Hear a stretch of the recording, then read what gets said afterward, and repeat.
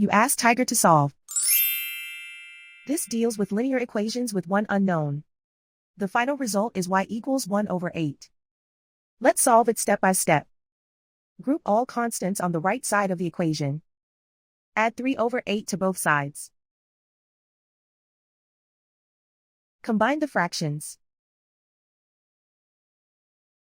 Combine the numerators. Reduce the zero numerator.